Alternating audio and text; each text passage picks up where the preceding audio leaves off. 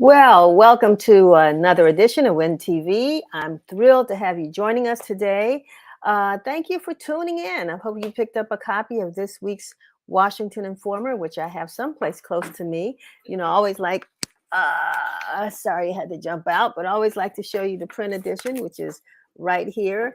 And I got it. Thank you so much, Chevy. So, yes, I always like you to know that we've published another copy of the Washington Informer, and it's on newsstands in somewhere near you. If you are in the DMV and DC, Maryland, Prince George's County, Montgomery County, Northern Virginia, we have over 600 in some locations. So we hope that you will pick up a copy of the Washington Informer. And you can always read the digital edition online at washingtoninformer.com.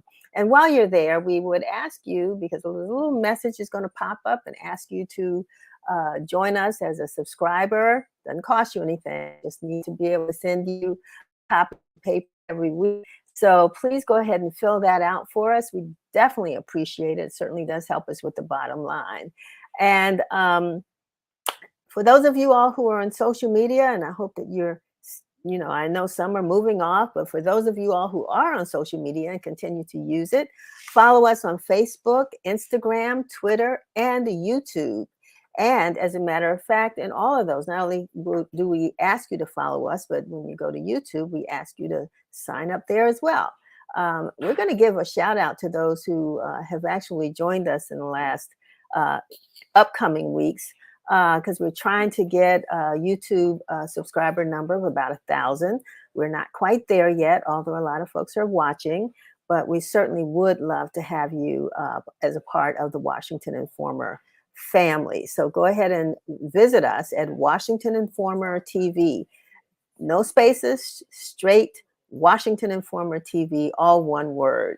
So today we're going to have a pretty great show, I think. Today we'll be talking to Rachel Rentelman, who is the legal director of systemic advocacy and law reform at Legal Aid DC, and she's going to share some tips for those who are seeking legal assistance. And I'm sure that there are a lot of folks who are out there who would love to hear what she has to say and how to access the services. We're also going to speak with McCall Jean-Lise White of Wealthmore, who is here to discuss with us a new app her company has created to help us unlock our financial potential. Brian Hester, Vice President of AYS Sports Marketing, is joining us to talk about an upcoming culinary event next week ahead of the City Open. It's called the City Taste of Tennis, showcasing some of the best chefs in the DMV. And we're going to talk with Kimberly Gaines, Executive Director of the East of the River Steelband, who is here to talk about the celebration of the band's 30th anniversary. So we hope these diverse topics will expand your legal knowledge, wealth, culinary prowess, and musical horizons.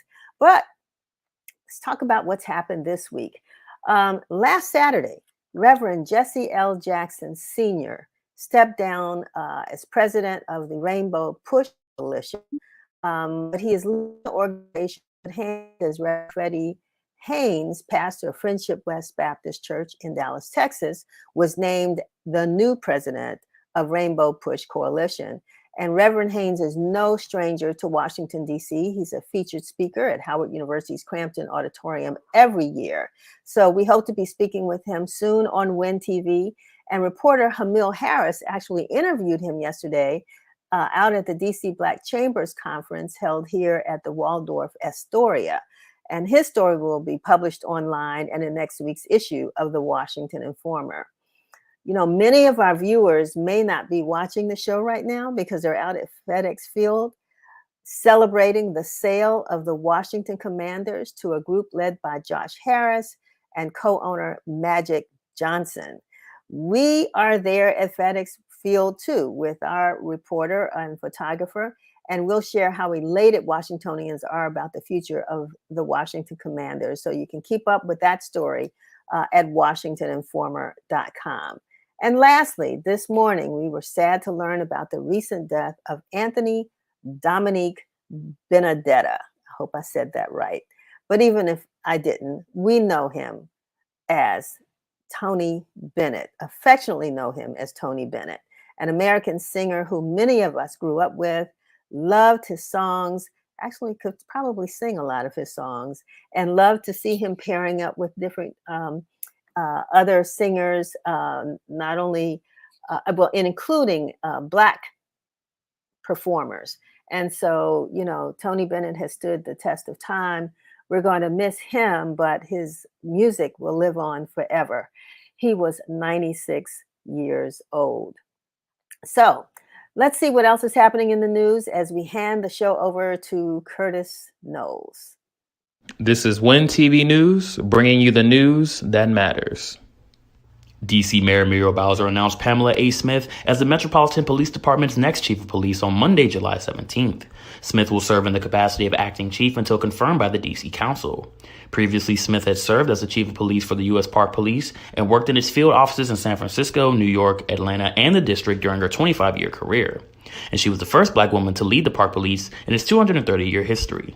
D.C. Councilmember Brooke Pinto commented saying, quote, Acting Chief Smith brings to this nomination a wide breadth of experience from a diversity of jurisdictions across the country, as well as an intimate knowledge of our city.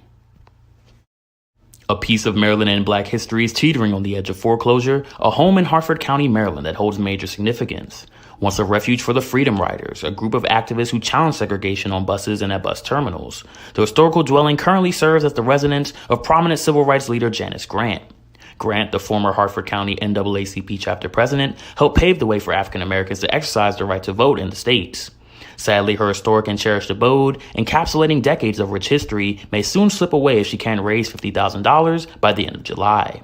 As of the latest update to the community-led GoFundMe, there has been $16,000 raised towards the needed $50,000.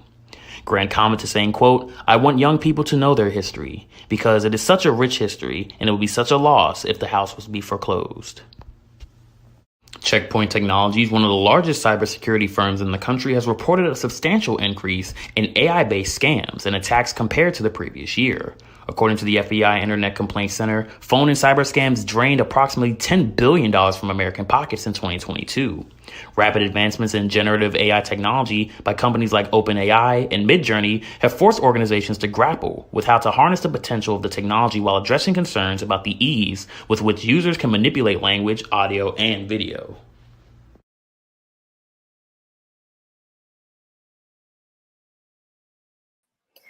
Thank you, Curtis. With everything, with every tool, everything out there, there's a good and there's a bad use. And this AI has all trying to figure out, how this is going to impact our lives and how we will be able to use it positively and in a positive way to impact the businesses that we're doing and everything else. But yeah, there are always going to be those folks out there that want to use it for devilish reasons. So we're going to be talking a lot more about that as time goes on, because we know a lot of businesses and other groups are beginning to kind of tap into AI. It is a useful tool when used correctly. So we want you all to know a little bit more as we learn more about AI and its impact on the Black community. But moving on, I am excited to talk to Rachel Rentman, the legal director of systemic advocacy and law reform at Legal Aid DC. Rachel, welcome to Win TV. Hi, Denise. Thanks so much for having me. Oh, it's a pleasure. It's a pleasure. So, what you do goes in so many directions, and so many people are in need of legal services, and a lot of people may not be that aware of the Legal Aid DC. So tell us a little bit about your role and what the organization's all about. Yeah, happy to do that. So Legal Aid is the district's largest civil legal services provider.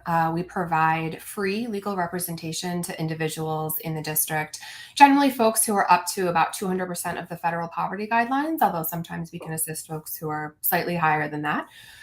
We help them in a variety of areas. So we provide assistance with family law and domestic violence cases, with housing law, including eviction cases, affordable housing preservation, and subsidy-related cases. We also assist with public benefits, which covers both federal benefits and local benefits, including things like food stamps or SNAP. And we also provide representation in consumer law cases, so debt collection cases, foreclosure cases for DC homeowners. And we also have some kind of overlap between those where we provide assistance to folks who have immigration issues that, have civil legal services implications as well. And we also provide some resources and representation to folks with criminal record sealing matters and other collateral consequences of interactions with the criminal legal system. So we do provide a range of civil legal services, and that's really just sort of the quick overview, but within each of those practice areas, we do provide additional assistance. And so my role within Legal Aid is as our legal director of systemic advocacy and law reform. So we have everything I just described is what we consider our direct legal services program. So those are, individual representation for folks who come to us with an acute legal need. They need assistance with a particular case or a particular legal issue, and we can provide assistance to, a lot of people who get to us for help. The systemic advocacy and law reform program, though, takes sort of a slightly different and complementary approach to the work that we do. So if you kind of view the direct legal services almost as like emergency room care, people come to us when they're in crisis, when something's gone wrong and they need help. And we try to view the systemic work as being kind of, preventative care, right? So we look at all of the legal issues that prompt our clients to come to us in the first place, and we see what we can do to sort of change the law, to change the systems, and to make it less likely that people have to come to us for help in the first place. Well, that certainly is it certainly is a great way, I think, to look at your work, because we're all talking, it's like going to the doctor. If you can kind of prevent things from happening, then you have less doctor visits, and it makes you a better sort of living situation. So the same thing, I like the idea with the systemic advocacy. And for some of the areas that you all have looked at, could you define what they are? Yeah, absolutely. We focus on systemic advocacy in each of our regular standard direct legal services practice areas. So we're looking at big picture things like housing, consumer rights, public benefits is a big one that we've looked at a great deal. Some of the work we have done, and I should step back and say the systemic program includes policy advocacy, primarily before the DC Council and agencies. It includes appellate advocacy. So we look not only at cases that we take to the DC Court of Appeals, but also we look at every single case that's filed before the DC Court of Appeals to see if we think that they might have implications for our client community. And if so, we try to become involved in those cases. We also engage in impact litigation, so affirmative litigation, and a lot of that ends up being against district agencies. Some recent examples of that have been, the unemployment insurance system, which we discovered during COVID really does not function the way it needs to. A lot of folks who are eligible for benefits were not getting them. And so we have used some of our tools and resources to really try to challenge and to fix some of those programs. Same thing with, food stamps and other programs where we've historically challenged the Trump administration in some of the additional requirements that they tried to impose on recipients of federal benefits. And so those are a few examples of the things that we do. The other piece of our systemic advocacy program that we're really building out that's critically important is our community engagement work. So we want to make sure that all of our systemic advocacy, as well as our direct legal representation, is informed by the affected community. And so we don't want to be kind of sitting back and saying, well, this is what we think people need, and this is how we think they should get it. We really want to hear it from people themselves, right? So we want to hear about what the challenges are that they are facing in their communities. How do you go about that, Rachel? How do you all go out and do that public engagement? How does that happen? So that's a great question. A big part of it is just about trying to be in the community where many of our clients live, and allowing there to be sort of open and organic lines of communication. We just reopened, I think our Big Chair office in Anacostia, which had historically been an intake site where we staffed only a couple of days a week before the pandemic. And of course, like everything else, it shut down in March of 2020. But we've really been wanting to get back out there into that office and to increase our presence there. Right now, we're only open 2 days a week, but we're hoping to expand that. And what we really find is folks just walk through the door with all kinds of questions, ideas, thoughts, concerns, and that really does help us in turn inform our work and the areas of systemic advocacy. We also, our community lawyering program also partners with community-based organizations, libraries, community centers, other community groups, tenant associations.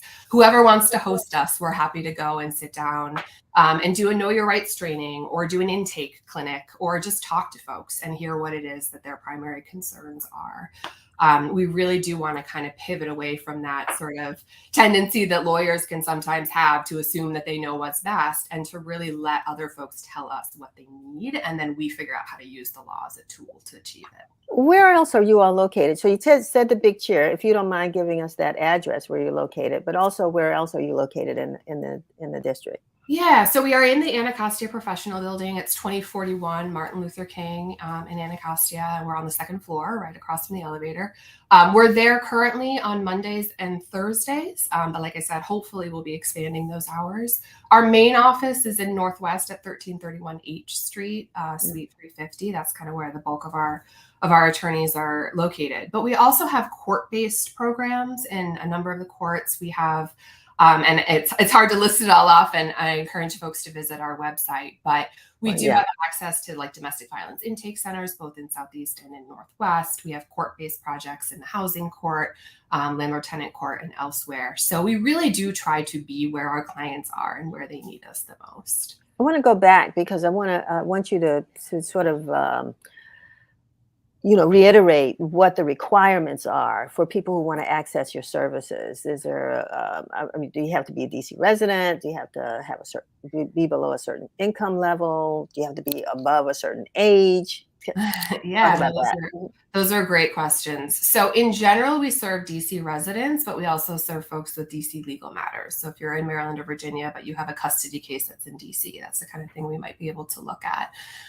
We generally serve folks who are at or below the 200% of the federal poverty guidelines. Although, like I said, in some of our programs, we can actually serve folks who are a little bit higher. So if you think you're above those income guidelines, you should feel free to come in and chat with us, and we can let you know for certain whether you are eligible or not.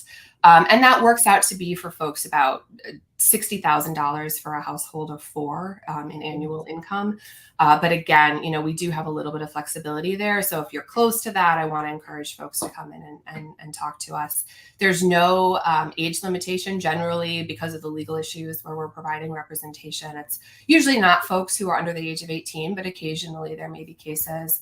And then, of course, there's no upper limit. We encourage folks of any age to come to us for legal assistance. So if you, and I'm sure you all do, because that's one of the reasons why you do this community engagement and have come up with this systemic advocacy, but what might be the top 3 issues that folks walk in the door with, you find most common among district residents? And I guess it's a way of saying if you happen to be in that category, the door is open as well, although you probably addressed, as you said, a lot of other issues. But what are those top 3? Yeah, so I will say, and a lot of this, the pandemic has had a huge impact on this, right? So we had folks who, even before the pandemic, were having a lot of trouble making ends meet. And of course, the last 3 years have only made things more challenging. Food costs are up, 10%. We have a historically high rent increase this year. It's the highest in the history of the rent control program in the district. And then, of course, we have all these, assistance programs that came out of the federal government and the DC government for COVID relief, which have now expired and are no longer available to folks. So we are seeing an increase in the number of people who are coming into us, about 20% uptick. I think, unfortunately, domestic violence is an area that I think was exacerbated and much worse during the pandemic. And we still see a steady, set of applicants for civil protection orders who we can assist with same day representation to get a civil protection order. We also are seeing a lot of eviction cases. There's a really high number of evictions. which have gone up, just significantly again, because folks can't afford the rent, and because, there have been serious financial implications for folks' stability in the last few years. And then we also do see folks coming in with a wide range of public benefits related matters.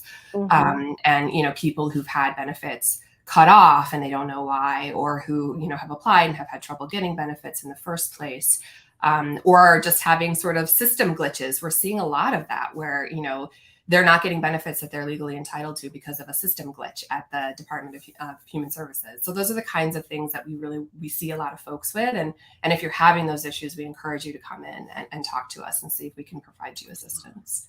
How are you all funded? So we're funded a variety of ways. We do get a lot of grant funding through access to justice funds and through other DC government funding, which is great and much appreciated. We also get a lot of private funding. We have a lot of, law firm donors and other private donors who really do help us. It's in fact, in part because of that private funding that we're able to provide representation even to folks who don't quite meet our guidelines if they have an acute legal need that they need support with. So we do have a range of different funding resources, and we're eternally grateful, right? We really rely on folks making donations to legal aid to keep the lights on and to keep us, able to represent all of these folks when they come to us for assistance. And are you all licensed lawyers? Are you law students? How does the program operate with regards to staffing? Yeah, so we are just under 100 staff at Legal Aid. We have a lot of attorneys. That is, of course, we are primarily a law firm. We primarily provide legal representation. We also have incredible non-attorney staff who provide support to our work in a variety of ways. We have legal assistants, we have investigators, we have inspectors, we have public benefits specialists who can assist folks with applications, things like that. So we do have kind of a very broad team of folks with lots of skill sets. We also have interns. We have undergraduate interns who help with our intake program. We have law student interns who support with all of our programs as well. And then, of course, we have, an incredible operations and administrative team as well. Well, it's good to know that you all are there. I know we sort of took an aerial view of what Legal Aid does. I think we got into a little bit of some of the deeper issues, but, just the fact that you are there, the fact that and you're back in Ward 8, which is, I think, a community that, like you said, needs your services. You want to spend more time having your doors open over here. I'm sure that there's a great need. So I just want to thank you for being with us and sharing a little bit about what you all do there at Legal Aid. We're going to put up the information again one more time so that folks know how to reach out. And before we close, is there anything last minute or quick things you wanted to say before we signed off? Yeah, again, I just want to thank you for having me today. I want to encourage folks to come to us if you have any legal issues that, fall within those practice areas. I also want to encourage you, if you are a member of a community-based organization and would like to partner with us on Know Your Rights trainings or on outreach events or intake events, please reach out to us. I'm going to give the name of our project coordinator, which is Daniela Bravo. Her email is dbravo, BRAVO, @legalaidDC.org. And if you want to reach out to her, or you can find our information through the website, we're really eager to partner with groups that are in the community and to make ourselves as accessible as possible to folks. So would welcome any outreach that gives us an opportunity to do that. Wonderful. Well, you count on us. We'll help. Thank you. Thank you so much. I appreciate that. All right, Rachel, thank you so much for being with us today. Of course. Thank you. All righty. We're going to move on now to talk with Mikal Jean-Lise White of Wealthmore. We want to talk to you about this app that you've created. Welcome to Win TV. Thank you, Denise. Thanks for having me. Tell me, make sure I said it right. Jean-Lise White. White. Okay. All right. Just want to make sure I got that right. So thanks for coming. So tell us, what is Wealthmore all about? Well, we're solving a pretty basic problem. We want to make access to expert financial advice available to everyone. And we wanted to also create a community around it so that we could address some of the issues around wealth creation, wealth retention, getting great financial advice. And frankly, I just want to see more people like me and more people who didn't grow up talking about investing. I want to see them investing. Yeah, it's you know, it's interesting because I hear more people saying they want to learn about investing, but they don't always know where to go to get that information. Or if they're reading information, which we all now go online and we Google things, but there's no one actually on the other side to sort of explain what it is. And then I want to ask you this question. It's like you get the information, it's like double dutch. How do you know when to jump in? I so agree with you, right? Like, you know, I feel like finance is one of the only places where we want you to be both the patient and the doctor, and it's just not right. And what we've done at Wealth More is allowed you to be the person who wants to grow your finance and let our certified financial planners help you. So we took investment portfolios and we put an advisor against it. So when you invest in that portfolio, that advisor is telling you exactly what's going on with your money. How is Mhm. inflation impacting it? How is the global markets impacting it? You shouldn't have to do that homework. Let us do it. But then we took it a step further and made it on demand. So if you have a question about home buying, college planning, insurance, protection, right in our app, you can speak to one of our advisors and pose those questions and get those answers right away. I think one of the biggest problems is we've sort of told people to Google, and those answers are not specific to your unique situation. Mhm. No, I just, you know, it's I wish we had an image of the app. I'm sorry we didn't pull that together so folks would know what it looks like and how to download it. But I'm sure it's very easy to do. But what is the entree like? I mean, when you first get into the app, what do you have to do to, You you know, got get it. in and get So engaged? I would encourage everyone to go to wealthmore.net, pre-register today. We go live in August. But Okay. as soon as you download the app, you would be presented with our onboarding coach, and you would answer a few questions about how you invest, how you think about investing, and what your top 3 financial planning goals are. And from there, we give you some recommendations for portfolios. But then you're also immediately seeing who your financial advisory team is, and Mm-hmm. you can start working with them directly. It's that easy. Mikhail, what is your background and how is it that you got so in, invested in this? Got it. Well, it's not by accident. I'm a former Wall Street executive. I spent most of my career on Wall Street looking at, people and their money, particularly on the credit side and the borrowing side.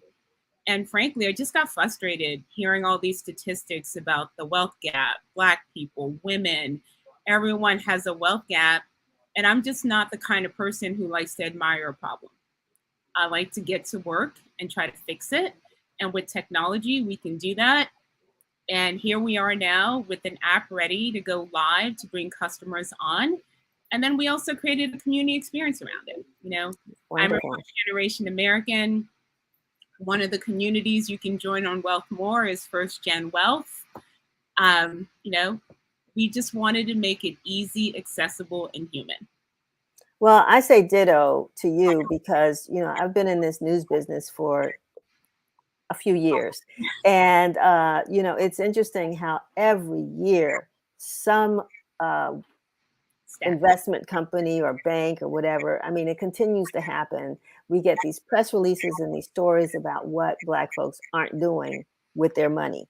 Yeah. And, and the question always is, well, you know, we know that, right? So what is your job? And now you've come up with an app. It's being proactive to say, look, these are options, and this is something we need to think about. So when we talk about entering into this wealth building arena, I mean, what kind of money do folks need to have? Yeah. Because we don't have the incomes either. Yeah, Denise, I want to touch upon this because I think it's super important. We need to stop shaming people. And that's probably one of my biggest pet peeves, right? When people say, oh, the wealth gap, why aren't Black people, why aren't Latinos, why aren't women making more? Well, frankly, as a Black woman, I made 67 cents to the dollar. It's kind of hard to close the wealth gap when you're not getting paid as much. Right. I think we need to stop doing that shame game, the blame game. We know all of the issues around generational wealth building. And we sort of put those things aside and talk to our users as the humans that they are who are looking to build wealth, and let's meet them where they are and let's focus on the future. So you can start investing with us, which is with as little as $1,000 in our Invest Plus plan. We get you started. And then we have plans with our Premium Advice and our Premium Advice Plus plan for those who may have more assets that they're ready to start investing. You gave us a little bit earlier, Mikal, the place where we can go and sign up. Can you share that with us again? Because we want to put that on the screen. Absolutely. Please pre-register at wealthmore.net. And also follow us on Instagram and Facebook at Wealth More for All. You know, we stand by this. Wealth is for us all. And we want to change the way the world sees investors to include us all. And at times like this, I know the business community is hearing a lot of this, that, you know, the money that's been circulating so much over the last couple of years now is beginning to slow down because people don't know what the economy is going to look like in 2024.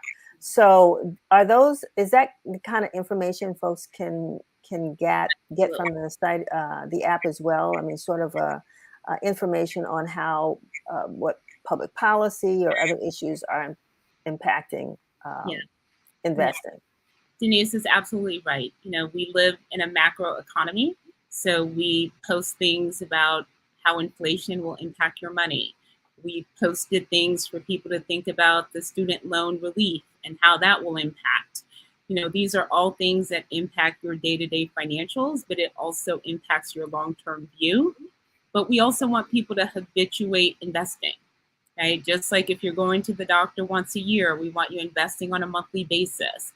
We want you to take it out as soon as possible and keep that habit going, because investing is a long-term journey. And when the markets are in turmoil, it's also opportunities for people to get in at lower price points and see more valuation appreciation over time. So you invest money, right? When do you get a return on that investment? How long does it take for people to really see the benefit of the investments that they've made? So if any investment professional promises you a return, you should run. No one has a crystal ball. Right. So if anyone is promising you, I can get you a 30% return, you should run, because no one can sort of look into the future. But what we do know is the historical performance of the market. And historically, those returns have been anywhere in the 8 to 10%. And so that's what we look at to sort of guide us around. Here are some really good performance targets to try to aim for. But if anyone is telling you I have a guaranteed return for you, don't walk, run. All right. That's probably the best advice we've heard all day, which is great. So this is a wonderful, I think, project that you've, I don't want to call it project, but opportunity that you're creating for the community. And once people sign up or register, will they still have access to somebody they can talk to? Absolutely. Okay. That to me, so when I think about people who are sort of, you know, the ultra rich, they have what is known as a family office. They have a group of people that help them with their money. It's not an accident that they're getting richer and they're growing more wealth.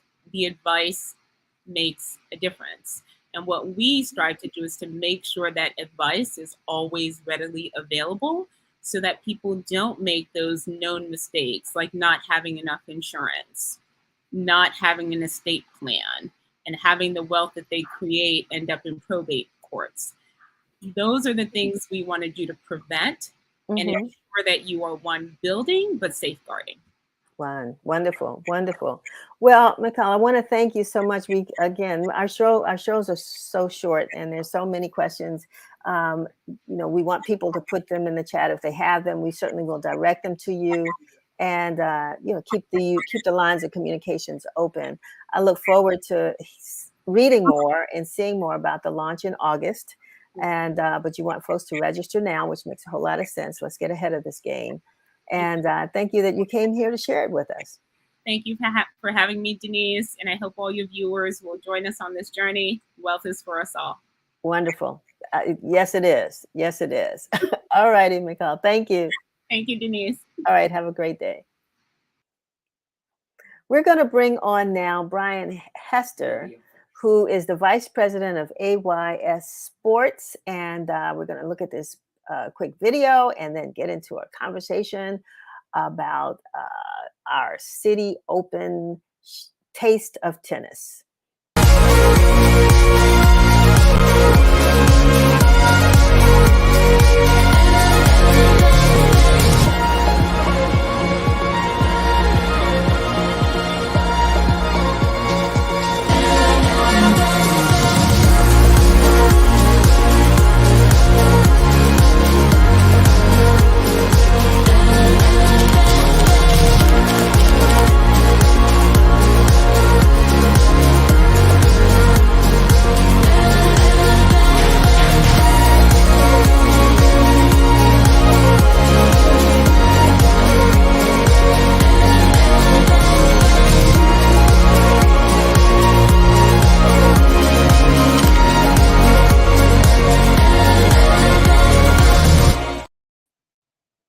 Wow, that looks like a lot of fun. Brian Hester, Vice President of AYS Sports and Marketing. Tell me what I was just looking at. I mean, I'm thinking, City Open tennis. It's going to be at the Fitzgerald Tennis Center right here in Rock Creek Park. And I'm thinking I'm just going to be sitting out there watching people play games, but there's food. Well, absolutely. I know that was a lot to digest, Denise. So I'll try and take you through it a little bit there. What you were checking out. So my company is AYS Sports Marketing, and we own and operate the City Taste of Tennis. Citibank is our title sponsor. And we actually host the event around the world, as you could probably see from that video. So we host it in North America, out in Indian Wells, California, in Miami, in New York, around the US Open. And of course, we are super excited to be coming to DC to kick off the Mubadala City DC Open on next Sunday night, July 30th. It takes place from 7 to 10 p.m. at La Vie on the Wharf. So we're expecting around 300 people to come out. We are the official player party of the tournament.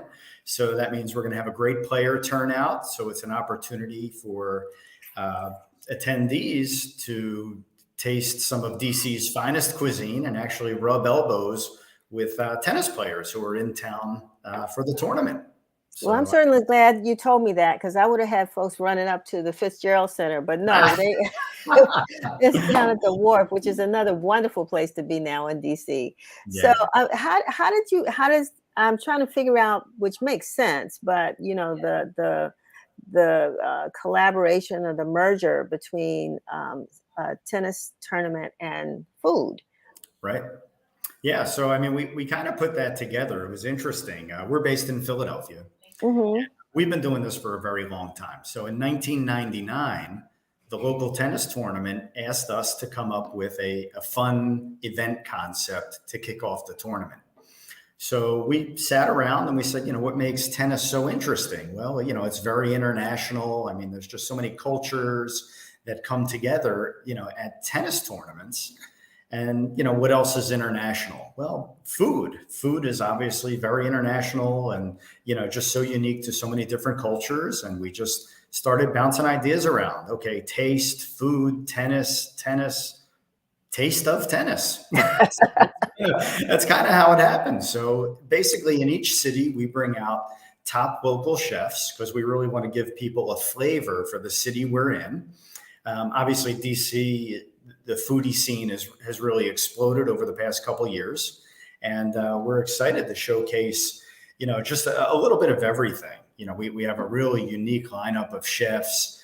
We also have sponsors. The Barbados Tourism Board is going to be bringing in a chef and a mixologist to really give people authentic Bajan cuisine and rum, of course. The St. Lucia Tourist Board will also be at the event. We'll be having Chef Sean Benjamin will be serving his world famous oxtail grilled cheese, which is Ooh. which I have actually had, and it is spectacular. Yeah, yeah. So, And then when you think about Washington, we said what's international? DC is definitely international. exactly. And I just had the pleasure of attending the Rammies here, which was the Oh, organization that, of course. acknowledges all the or gives awards to the top restaurants in DC. And Yeah. so And just I know it's to going to be great. expand on that, not to interrupt you, I'm No sorry. problem. So speaking of the Rammies, the DC Chef of the Year, Kevin Tien, is our headline chef.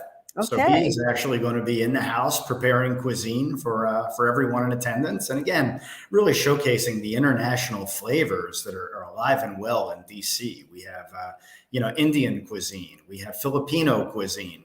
I'm especially excited to check out Chef Keem Hewley from Bronze. I don't know if you follow Keem, but he's actually I think Common just ate at his restaurant and gave him a Oh, huge shout out on Instagram. And Keem fashions himself as Afrofuturistic utopia. That's how he describes his cuisine. okay. I'm interested to get in on that utopia a little bit. No, I mean it sounds. I'm getting hungry, to be honest with you, Brian. It's lunch. It's past 12 o'clock, and I'm like, you're talking about Exactly. rum and food, and yeah, all of that is just fantastic. So it's on July 30th. That's right. July 30th from 7 to 10 p.m. at La Vie on the And water. can people purchase tickets? How can people attend? We do. So I mentioned that we're expecting about 300 guests. We Mhm. still do have tickets available. They can go to our website at tasteoftennis.com. And certainly we invite people to follow us on Instagram, also Taste of Tennis. So yeah, it's a great way to just see what's happening and catch up with all the hot DC chefs and tennis stars in town for the tournament. So you have tennis, you have food. The next question is fashion. How should one come if they want to attend and be fashionally appropriate? It's across the board, Denise. Okay. We like to call it upscale casual. So we kind of keep Okay. that a little, there's a little room for movement there. But So however, one could still wear their tennis shoes. sure, absolutely. We've managed the event. So after we created the event in Philadelphia, we brought it to New York in 2000. So we've run the event every year since then, with a brief hiatus for COVID. So we've run this thing around the world, oh gosh, over 50 times in cities as far away as Melbourne, Australia. And Wow. we've never thrown anyone out for not being dressed appropriately. Right. So Just come come with as an you are, appetite. make your statement and enjoy the event. All right. Wonderful. Well, this is really exciting. I'm glad that you came to share this with us. Because we have a lot of tennis fans here in DC, but we also have a lot of foodies, Exactly. and folks love to go places where there's good international food, and it looks like you're going to provide that opportunity. Yeah. I think that's the cool thing about the event too, Denise. Where else can you come and sample cuisine? And you can go to each station. It's a walk around food tasting. So you can go to each station as many times as you want. So you can taste cuisine from over a dozen of DC's top chefs. And like I said, enjoy great live entertainment, rub elbows with professional tennis players. It's really a unique experience. Can you give us a sneak preview of who some of the players are expected to be there? Yeah, so our headline player is Jessie Pegula. She's currently the number 3 player in the world. But we literally expect dozens of players to attend because we've been doing it for so long. The players know it's a fun night out. They get to walk our blue carpet. We don't have a red carpet because Citibank is our sponsor. So they walk the blue carpet. And, there's media in attendance. It's a great Instagrammable moment. And they all know it's a great party. Again, great entertainment, the best food DC has to offer, just a really wonderful atmosphere. Well, Brian, I want to thank you for sharing this with us. And we want to make sure that we'll be there to capture some of those photos to document, the community that showed up and showed out. Chevy saying, yeah. Well, you tell Chevry, you and her both have an invitation from me to join us. So Yeah, we yeah. hope you'll Unfortunately, see you next Sunday night. yeah, I'll be out of town, unfortunately. But anyway, we'll follow up with you on that. Just to let folks know that you were here, and to see some of the. I noticed even in the video, I saw some um, actors Yeah. faces that I recognize. So it's not just tennis stars. It's not just media community. It's a No, I mean, at our hodgepodge. event, Mike Tyson's been to our event. Obviously, the Williams sisters have been to our event. Sloane Stevens, Omar Benson Miller from The Wire and Ballers has been to our event. So it really is it's kind of a who's who of tennis and food and celebrities as well. Yeah, yeah. I'm so happy that our city, one, has come back alive, and that there's so much that's happening. I mean, COVID really had an impact on the world, but we Yeah. know it had that impact here on DC. But be able to come back and have these fun events, and people can connect, and they can still wear their masks if they want to. Except it's hard to get some of that great food through a mask, but. Exactly. And we're excited to be back. We did have a little hiatus due to COVID, but this will be our 4th year in DC. And like I said, every year gets bigger and better, and the food gets bigger and better because the chefs are very competitive and they want to outdo each other. So it really is if you like food, we're the place to be next Sunday night. Well, have a great time. I know it's going to be a successful event. We look forward to you coming back to see us next year as we plan, because evidently this is going to be an annual event. We don't want folks to miss it this year, but we certainly do want you to come back next year and tell us where we're going to be and who the chefs are going to be. That's the plan. All righty. Thanks so much, Brian. Right. Thanks so much for having me, Denise. All righty. Take care. Okay, take care now. Bye-bye. All righty. Bye-bye. So last but not least, boy, that sounds like a lot of fun. It's a lot going on. I forgot to mention, Shall remember last week we had someone on to talk about the big event at the convention center that's going on right now, which starts tonight, Ubiquitous, the big event for women at the convention center. So if you go, send us some photos, Instagram, share all that stuff with us. Because we want to know that you were there. We're going to try to get down there ourselves. So it's a time to get out, network, and also to support our community. That's why I'm excited to have Kimberly Gaines with us, who is the executive director of East of the River Steelband, an iconic group of young musicians that have entertained people throughout the DMV for 30 years. For 30 years. We're going to talk about the anniversary and so much more. But let's watch this video.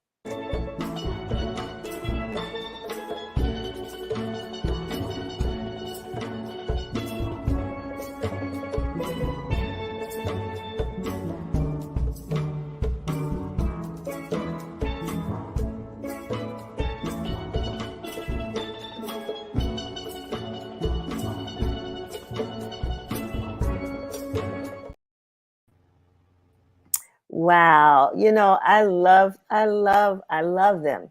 I had to say it 3 times. I love them, Kimberly. Welcome to Win TV. Thank you so much for having me. I'm excited to be here. Wow. This is, like I said, one of the really wonderful, I think, bands right from out here in Southeast, correct? Northeast and Southeast, yeah. Northeast and 7 Southeast, and 8. right. Yeah, that is wonderful. And now you're the executive director? I am. How did you fall into this role? So just being blessed. I'm fortunate to live in Ward 7, and I was presented the opportunity. I've always been a lover of the arts, lover of live music and culture, and kind of when it was presented to me, it was a no-brainer because I was also working with young people at the time. Our mission is music education, youth development, and cultural experiences for young people living east of the Anacostia River. So tell us a little bit more about the history of the Steelband and how it, evolved over the last geez, 30 years. Years. So we were founded in 1993 by the late Dr. Gladys Whitworth Bray. She went to Trinidad and Tobago and saw Steelpan and saw how youthful it was, and decided that this was something that our young people should experience, a unique experience for them in DC in Ward 7 and Ward 8. At the time, there weren't a lot of arts enrichment programs, and so she was an educator, and so it was a no-brainer for her to do something related to the music that she experienced and youth development and culture. So, what would you describe as sort of the greatest achievement of the Steelband? I mean, you recruit mostly. Let's go back a little bit before we do that. But how do young people get involved in the Steelband? So our organization right now is truly word of mouth. We have young people from Ward 7, Ward 8, some from Ward 5 and Ward 6, some family members. Our band drummer, her grandson plays in the band. We have cousins, uncles, aunts. We have everybody that comes together recruitment wise. But when we think about it, we are a very familial organization. So some of our alumni have their young people, their children are now in the band. And we reach out to the community, our surrounding community, and then the families that have participated in the band prior to. So, are there like age requirements? Do you have to be, above or below a certain age to be a member of the band? So right now we accept 12. We start at 12, and we go up to about 18. But we are getting more interest from our younger generation. So for our summer program, currently we do have a couple of 10-year-olds, and we're looking to expand our program so that we can accommodate younger kids as well. Well, Kimberly, the instrument that I play is called the radio. So, but I wonder, do you all teach? That's where the kids have to have sort of an interest in being a part of the band, but they may come in not knowing anything about how to play these steel drums. So, is that something you all do? Yes, that's part of the training. That is definitely part of the training. So our musical director, Roger Greenwich, is Trinidadian, and he teaches in that traditional Trinidadian way, which is by rote memorization. So most of the songs that our young people learn are from memory. They have about 30 or so songs memorized right now. And many of them don't come in with experience in steel pan because it's such a unique instrument. And while its roots are in Trinidad, many of our kids are just African American. We do have some who are Trinidadian as well, so they are culturally familiar with the steel pan. But for our young people in Ward 7 and Ward 8, they don't have that connection to the steel pan until they get into our program. And you all perform. I mean, you performed all over the. I'll go back to that achievement question. You talk about some of the places where you have performed and people you performed for over the years. We've done the Kennedy Center. We've done the National Cherry Blossom Festival. We have been at the Apollo, the Embassy of Trinidad and Tobago, of course. We've actually performed for the National Association for Music Educators. So we get around a little bit. Typically, we have about 2 or 3 performances a month. Summer is our peak because everybody, it's such a festive instrument, and the songs that we play are more festive for summertime jams, if you will. And yeah, so we've done. We haven't performed in Trinidad, but we have played around in Trinidad on some pan yards. We were fortunate to take young people and their parents to Trinidad last summer. Nice. And we have a cultural trip every year that we take, where we experience the culture of the place that we visit, and then also try to impart some of the culture of Steelband as well. Do you play? I do not yet. Not yet. I'm so busy doing admin work and all that, and making sure that we have gigs and doing all those things, that I haven't really set my mind to focus on playing yet. Ah, it's okay. We can just I'm listen to getting the closer. radio together. I am getting closer. Right, wonderful. Try to teach me so. So it's just hard to believe that the band is now in its 30th year. Mm-hmm. What will you all do to celebrate? I see that we have something here. And so can you tell us about the 30th anniversary celebration? Mm-hmm. So FET 30 is our gala reception that is coming up in September on the 23rd.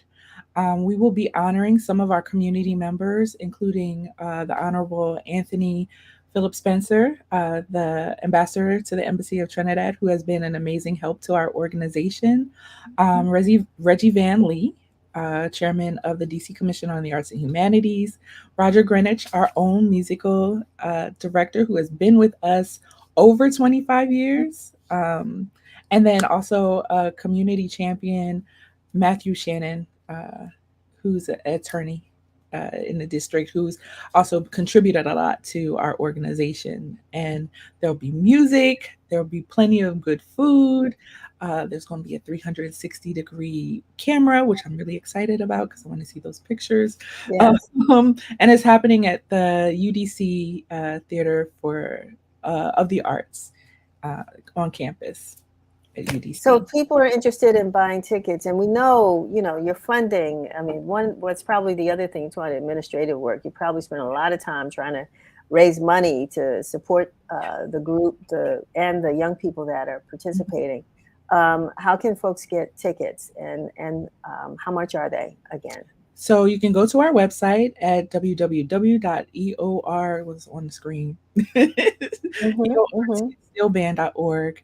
And the top banner, you can click on that banner to go directly to the page to purchase tickets.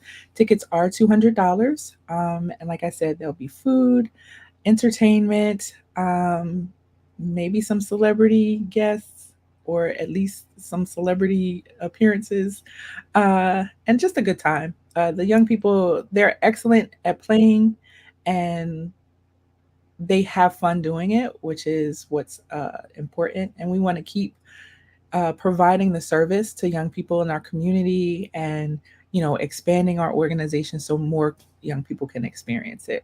That was my question about your goals, and that's what you're saying, expanding the program.